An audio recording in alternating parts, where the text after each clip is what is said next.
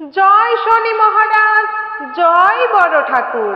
নমস্কার ভক্তবৃন্দ, আজ আমরা শুনব এক এমন শক্তিশালী শনিদেবের মন্ত্র যা আপনার জীবনের দারিদ্র্য, বাধা এবং দুর্ভাগ্যকে দূর করবে। যদি আপনি মনে করেন আপনার জীবনে কাজ হচ্ছে না, অর্থ হাতে এসেও টিকে থাকছে না, বারবার বাধা আসছে, তাহলে এই ভিডিওটি আপনার জন্য। শনি মহারাজ হলেন কর্মফলের দেবতা। তিনি ন্যায়ের প্রতীক। যাদের জন্মছকে শনির বক্রদৃষ্টি থাকে তাদের জীবনে প্রায়ই দেরিতে আসে সাফল্য এবং আর্থিক উন্নতি। কিন্তু একবার যদি শনিদেবের কৃপা পেয়ে যান তাহলে অসম্ভব সম্ভব হয়ে যাবে। তাই এই মন্ত্রটি নিয়মিত শ্রবণ বা জপ করুন, যাতে আপনার জীবনে ফিরে আসে স্থিতি, সম্পদ এবং সৌভাগ্য। কারণ একবার শনি মহারাজ প্রসন্ন হলে তার ভক্তের উপর আজীবনের জন্য আশীর্বাদের কৃপাদৃষ্টি বজায় রাখে। তাই এই মন্ত্রটিকে অবহেলা না করে প্রতিদিন সকাল কিংবা সন্ধ্যায় মন্ত্রটি কমপক্ষে 21 বার জপ করুন। যদি সম্ভব হয় তাহলে অবশ্যই শনিবার দিন মন্দিরে গিয়ে একটি তিলের তেলের প্রদীপ জ্বালিয়ে এই মন্ত্রটি শ্রবণ বা জপ করবেন। যে ব্যক্তি শ্রদ্ধা এবং ভক্তি নিয়ে এই মন্ত্র জপ করে তার জীবনে অন্ধকার দূর হয়ে যায়। দারিদ্র্য, ঋণ এবং কর্মক্ষেত্রের বাধা একে একে সরে যায়। শনিদেবের কৃপায় তার জীবনে আসে স্থিতি, সম্মান এবং সমৃদ্ধি। বিশ্বাস রাখুন, শনিদেব ধৈর্য আর পরিশ্রমকে সব সময়ই আশীর্বাদ করেন।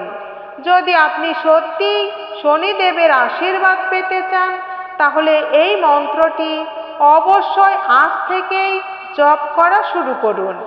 আপনার জীবনের সৌভাগ্যের দরজা একদিন অবশ্যই খুলে যাবে আর আপনি হতে পারেন আপনার স্বপ্নের কোটিপতি। তাই শনি মহারাজের কৃপা পেতে চলুন মন্ত্রটি আমরা শুদ্ধ মনে শ্রবণ করি।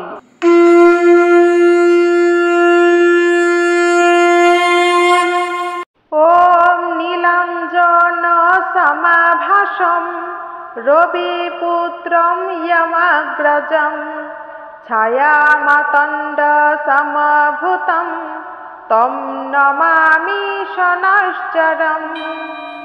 ওম নীলাঞ্জন সমাভাসম রবিপুত্রম যমাগ্রজম ছায়ামাতণ্ড সমভূতম তম নমামি শনশ্চরম। ওম নীলাঞ্জন সমাভাসম রবিপুত্রম যমাগ্রজম ছায়ামাতণ্ড সমভূতম তম নমামি শনশ্চরম। ওম নীলাঞ্জন সমাভাসম রবিপুত্রম যমাগ্রজম ছায়ামাতণ্ড সমভূতম তম নমামি শনশ্চরম। ওম নীলাঞ্জন সমাভাসম রবিপুত্রম যমাগ্রজম ছায়ামাতণ্ড সমভূতম তম নমামি শনশ্চরম। ওম নীলাঞ্জন সমাভাসম রবিপুত্রম যমাগ্রজম ছায়ামাতণ্ড সমভূতম তম নমামি শনশ্চরম। ওম নীলাঞ্জন সমাভাসম রবিপুত্রম যমাগ্রজম ছায়ামাতণ্ড সমভূতম তম নমামি শনশ্চরম। ওম নীলাঞ্জন সমাভাসম রবিপুত্রম যমাগ্রজম छायामातण्डसमभूतं तं नमामि शनैश्चरम्। ॐ नीलाञ्जनसमाभासं रविपुत्रं यमग्रजं छायामातण्डसमभूतं तं नमामि शनैश्चरम्। ॐ नीलाञ्जनसमाभासं रविपुत्रं यमग्रजं छायामातण्डसमभूतं तं नमामि शनैश्चरम्। ॐ नीलाञ्जनसमाभासं रविपुत्रं यमग्रजं छायामातण्डसमभूतं तं नमामि शनैश्चरम्। ॐ नीलाञ्जनसमाभासं रविपुत्रं यमग्रजं छायामातण्डसमभूतं तं नमामि शनैश्चरम्। ॐ नीलाञ्जनसमाभासं रविपुत्रं यमग्रजं छायामातण्डसमभूतं तं नमामि शनैश्चरम्। ॐ नीलाञ्जनसमाभासं रविपुत्रं यमग्रजं छायामातण्डसमभूतं तं नमामि शनैश्चरम्। ॐ नीलाञ्जनसमाभासं रविपुत्रं यमग्रजं छायामातण्डसमभूतं तं नमामि शनैश्चरम्। ॐ नीलाञ्जनसमाभासं रविपुत्रं यमग्रजं छायामातण्डसमभूतं तं नमामि शनैश्चरम्। ॐ नीलाञ्जनसमाभासं रविपुत्रं यमग्रजं छायामातण्डसमभूतं तं नमामि शनैश्चरम्। ॐ नीलाञ्जनसमाभासं रविपुत्रं यमग्रजं छायामातण्डसमभूतं तं नमामि शनैश्चरम्। ॐ नीलाञ्जनसमाभासं रविपुत्रं यमग्रजं छायामातण्डसमभूतं तं नमामि शनैश्चरम्। ॐ नीलाञ्जनसमाभासं रविपुत्रं यमग्रजं छायामातण्डसमभूतं तं नमामि शनैश्चरम्। ॐ नीलाञ्जनसमाभासं रविपुत्रं यमग्रजं छायामातण्डसमभूतं तं नमामि शनैश्चरम्। ॐ नीलाञ्जनसमाभासं रविपुत्रं यमग्रजं छायामातण्डसमभूतं तं नमामि शनैश्चरम्। ॐ नीलाञ्जनसमाभासं रविपुत्रं यमग्रजं छायामातण्डसमभूतं तं नमामि शनैश्चरम्। ॐ नीलाञ्जनसमाभासं रविपुत्रं यमग्रजं छायामातण्डसमभूतं तं नमामि शनैश्चरम्। ॐ नीलाञ्जनसमाभासं रविपुत्रं यमग्रजं छायामातण्डसमभूतं तं नमामि शनैश्चरम्। ॐ नीलाञ्जनसमाभासं रविपुत्रं यमाग्रजं छायामातण्डसमभूतं तं नमामि शनैश्चरम्। ॐ नीलाञ्जनसमाभासं रविपुत्रं यमाग्रजं छायामातण्डसमभूतं तं नमामि शनैश्चरम्।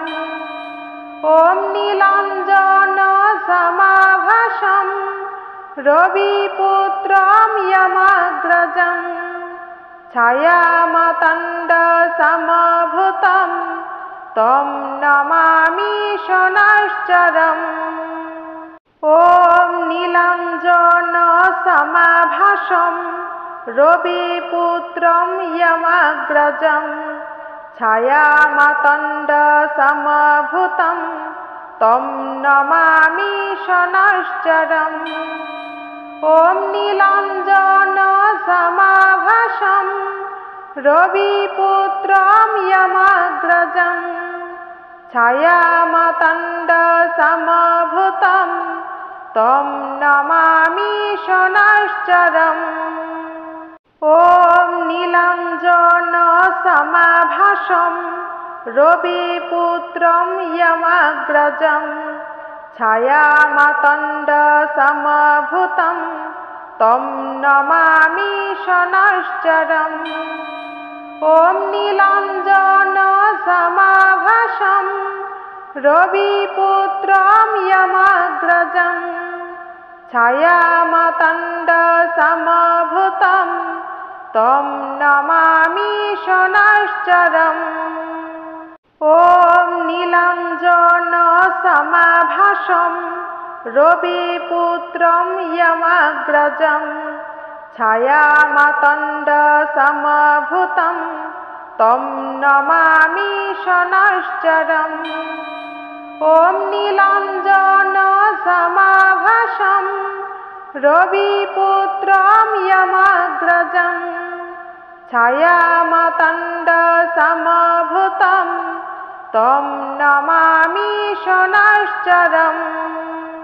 ॐ नीलाञ्जनसमाभासं रविपुत्रं यमाग्रजं छायामातण्डसमभूतं तं नमामि शनैश्चरम्।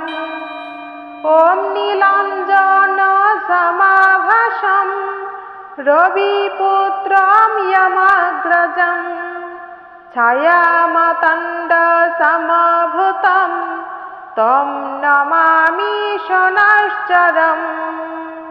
ॐ नीलाञ्जनसमाभासं रविपुत्रं यमाग्रजं छायामातण्डसमभूतं तं नमामि शनैश्चरम्। ॐ नीलाञ्जनसमाभासं रविपुत्रं यमाग्रजं छायामातण्डसमभूतं तं नमामि शनैश्चरम्। ॐ नीलाञ्जनसमाभासं रविपुत्रं यमाग्रजं छायामातण्डसमभूतं तं नमामि शनैश्चरम्।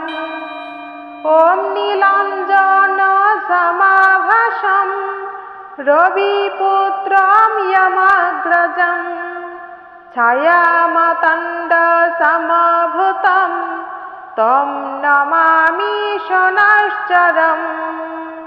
ॐ नीलाञ्जनसमाभासं रविपुत्रं यमाग्रजं छायामातण्डसमभूतं तं नमामि शनैश्चरम्। ॐ नीलाञ्जनसमाभासं रविपुत्रं यमाग्रजं छायामातण्डसमभूतं तं नमामि शनैश्चरम्। ॐ नीलाञ्जनसमाभासं रविपुत्रं यमग्रजं छायामातण्डसमभूतं तं नमामि शनैश्चरम्।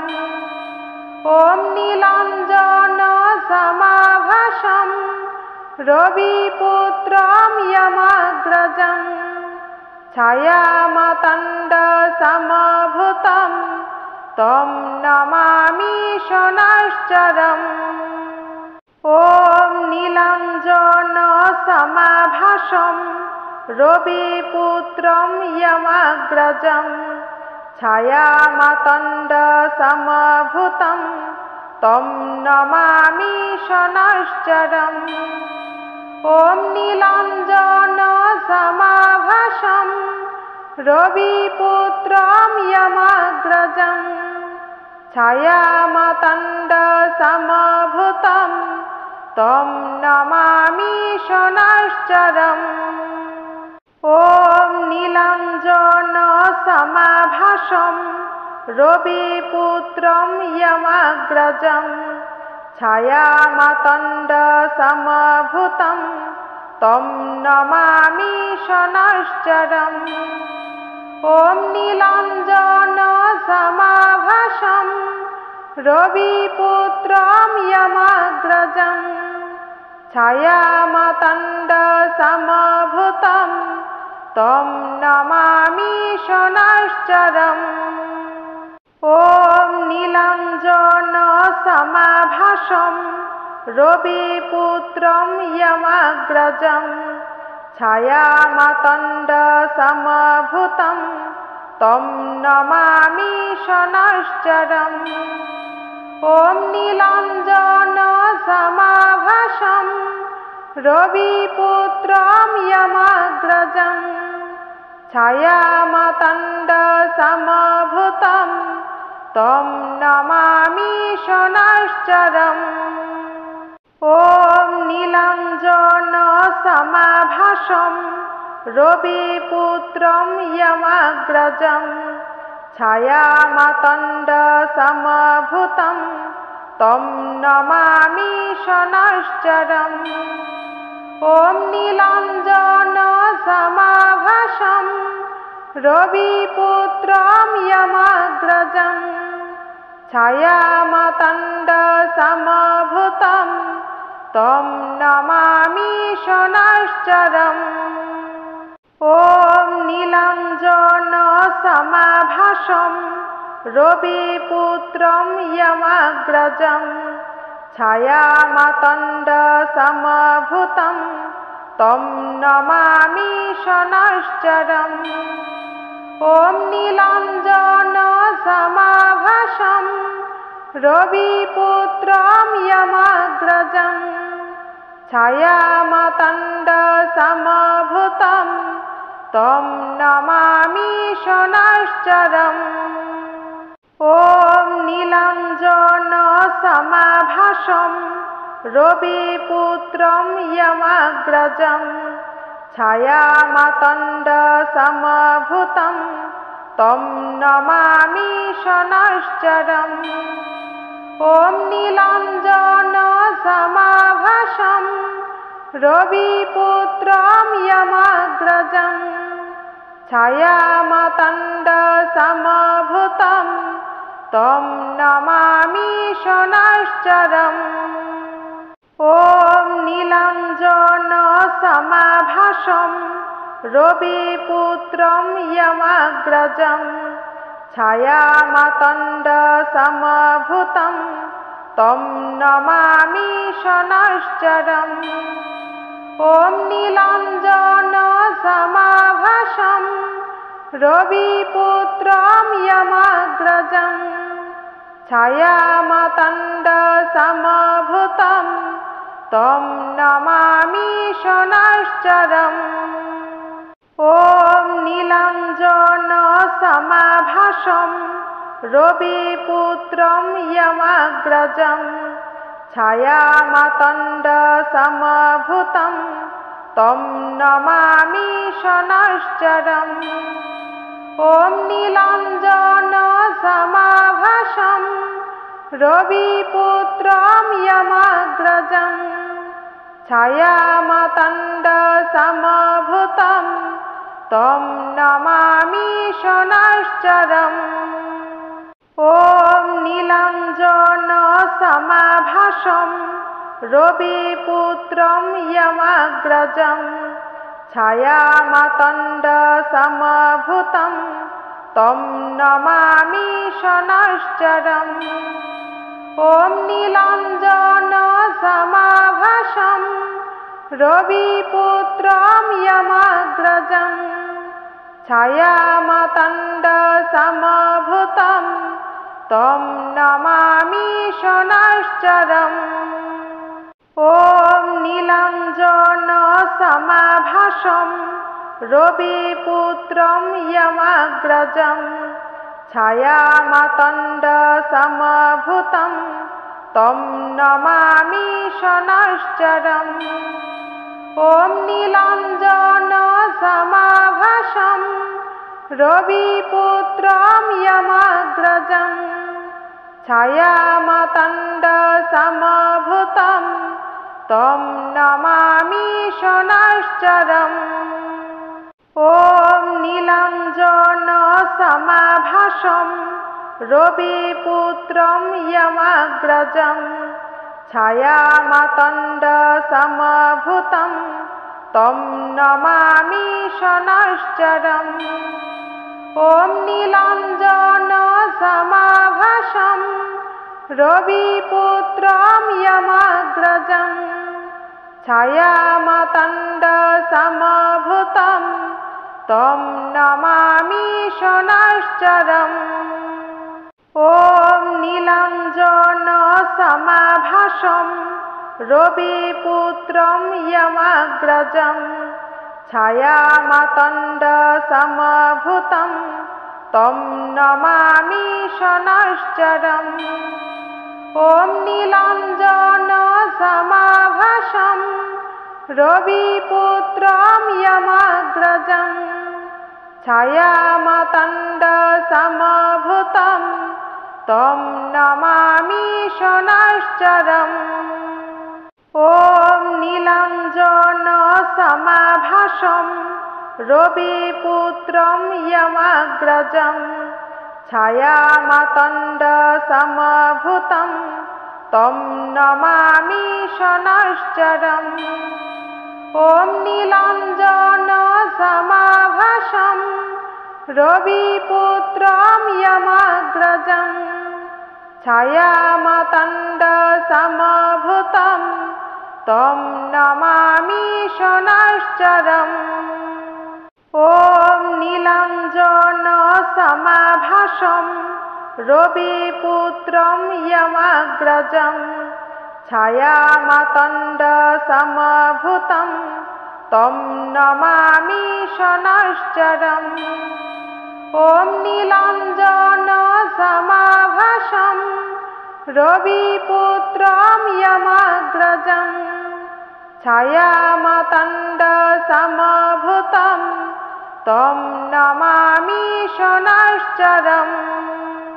ॐ नीलाञ्जनसमाभासं रविपुत्रं यमग्रजं छायामातण्डसमभूतं तं नमामि शनैश्चरम्। ॐ नीलाञ्जनसमाभासं रविपुत्रं यमग्रजं छायामातण्डसमभूतं तं नमामि शनैश्चरम्। ॐ नीलाञ्जनसमाभासं रविपुत्रं यमग्रजं छायामातण्डसमभूतं तं नमामि शनैश्चरम्। ॐ नीलाञ्जनसमाभासं रविपुत्रं यमग्रजं छायामातण्डसमभूतं तं नमामि शनैश्चरम्। ॐ नीलाञ्जनसमाभासं रविपुत्रं यमग्रजं छायामातण्डसमभूतं तं नमामि शनैश्चरम्। ॐ नीलाञ्जनसमाभासं रविपुत्रं यमग्रजं छायामातण्डसमभूतं तं नमामि शनैश्चरम्। ॐ नीलाञ्जनसमाभासं रविपुत्रं यमग्रजं छायामातण्डसमभूतं तं नमामि शनैश्चरम्। ॐ नीलाञ्जनसमाभासं रविपुत्रं यमग्रजं छायामातण्डसमभूतं तं नमामि शनैश्चरम्। ॐ नीलाञ्जनसमाभासं रविपुत्रं यमग्रजं छायामातण्डसमभूतं तं नमामि शनैश्चरम्। ॐ नीलाञ्जनसमाभासं रविपुत्रं यमग्रजं छायामातण्डसमभूतं तं नमामि शनैश्चरम्। ॐ नीलाञ्जनसमाभासं रविपुत्रं यमग्रजं छायामातण्डसमभूतं तं नमामि शनैश्चरम्। ॐ नीलाञ्जनसमाभासं रविपुत्रं यमग्रजं छायामातण्डसमभूतं तं नमामि शनैश्चरम्। ॐ नीलाञ्जनसमाभासं रविपुत्रं यमग्रजं छायामातण्डसमभूतं तं नमामि शनैश्चरम्। ॐ नीलाञ्जनसमाभासं रविपुत्रं यमग्रजं छायामातण्डसमभूतं तं नमामि शनैश्चरम्। ॐ नीलाञ्जनसमाभासं रविपुत्रं यमग्रजं छायामातण्डसमभूतं तं नमामि शनैश्चरम्। ॐ नीलाञ्जनसमाभासं रविपुत्रं यमग्रजं छायामातण्डसमभूतं तं नमामि शनैश्चरम्।